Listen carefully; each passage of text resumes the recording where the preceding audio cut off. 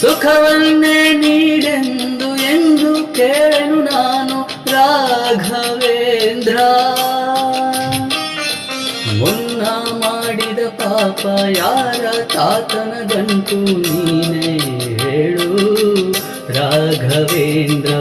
ಎಲ್ಲಿದ್ದರೇನು ನಾ ಹೇಗಿದ್ದರೇನು ನಾ ರಾಘವೇಂದ್ರ.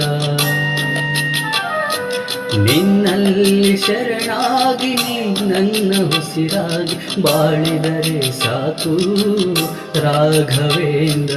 ಹಾಲಲ್ಲಾದರೂ ಹಾಕು ನೀರಲ್ಲಾದರೂ ಹಾಕು ರಾಘವೇಂದ್ರ.